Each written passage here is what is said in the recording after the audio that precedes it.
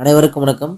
பொதுவா ஆடு வளர்க்குறவங்களுக்கு நெறைய பிரச்சனைகள் ஃபேஸ் பண்ணுவாங்க. அதுல ஒரு மிகப்பெரிய ஒரு பிரச்சனை என்னவா இருக்கும் அப்டின்னா, ஆடுகளுக்கு புண்ணு வந்துருச்சு. ஓகேங்களா? புண்ணு எப்படி வரும் அப்டின்னா, இப்போ ஆடு வளர்ப்புல பார்த்தீங்கன்னா, ஒரு சிராய்ப்புகள் மூலியமாவோ, இல்ல எங்கேயோ ஆடுகள் மேய்ச்சலுக்கு கூட்டிட்டு போறோம். அங்க ஒரு முள்ளு குத்தியோ, இல்ல ஏதோ ஒண்ணு சண்டை போட்டோ, ஏதோ ஒரு பிரச்சனைகளால ஆடுகள பார்த்தீங்கன்னா, ஸ்கின்ல பார்த்தீங்கன்னா ஒரு புண்ணு ஏற்பட்டுருச்சு. அந்த புண்ண நம்ம எப்படி சரி பண்றது அப்டிங்கிறத பத்தி நெறைய பேருக்கு தெரிய மாட்டேங்குது. இப்போ ஒரு புண்ணு ஏற்பட்டுச்சு அப்படின்னா அதனால என்னென்ன விளைவுகள் வருங்கிறது உங்களுக்கு தெரிஞ்சிருச்சுன்னா அந்த புண்ணோடைய இம்பார்ட்டன்ஸ் உங்களுக்கு புரிஞ்சிடும். அதை சீக்கிரமா சரி பண்றதுக்கு நீங்க பாப்பீங்க.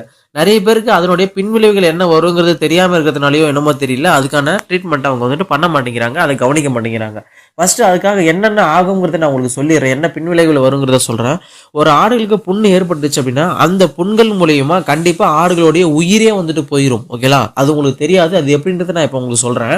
இப்போ ஃபார் எக்ஸாம்பிள் ஆடோடைய அடிவயிறு பகுதியில் ஒரு புண்ணு வந்திருக்கு. ஓகேங்களா? ஒரு சிராய்ப்பு மூலியமா ஒரு ஸ்கின்ல ஒரு புண்ணு இருக்கு. அப்போ அந்த ஆடுகளை பார்த்தீங்கன்னா நீங்க தரைமுறையில வளர்க்குறீங்க, மேய்ச்சல் முறையில வளர்க்குறீங்க. அப்போ டெய்லி ரொட்டீன்ல அதை நீங்க கண்டுக்காம விட்டுட்டீங்க அப்படின்னா அது டெய்லியும் தூங்கி தூங்கி தூங்கி ஒரு இடத்துல படுத்து தூங்கும்போது அந்த தூங்கும்போது மண்ணில இருந்து ஒரு சில கிருமிகள்லாம் பார்த்தீங்கன்னா இருக்கு. அந்த மண்ணுல இருந்து அந்த கிருமிகள் மூலியமா அந்த புண்கள் மூலியமா உள்ள போயிட்டு உள்ளுக்குள்ள பார்த்தீங்கன்னா ரண ஜன்னி அப்படிங்கிற ஒரு நோயை அந்த ஆடுகளுக்கு ஏற்படுத்தும். ஓகேங்களா? இது எதனால மேக்சிமம் ஏற்படுத்து அப்படின்னா இந்த மண்ணுகள்ல இருக்கக்கூடிய கிருமிகள் மூலியமா தான் ஆடுகளுக்கு ரண ஜன்னி நோய் அப்படிங்கிறது ஏற்படும். ஓகேங்களா? ஸோ இது நிறைய பேருக்கு தெரியாது. நிறைய பேருக்கு ரண ஜன்னி நோய்னாவே என்னங்கிறதே தெரியாது. ஓகேங்களா? அதுக்கு நான் சிம்பிளா சொல்லிடுறேன். ஆடுகளை ரொம்ப குட்டி போட்டதுக்கு அப்புறம் ஆடுகள் வாயை திறக்க முடியாது. அந்த ஆடுகள் குட்டிகளுக்கும் அந்த நோய் பாதிக்கப்படும்.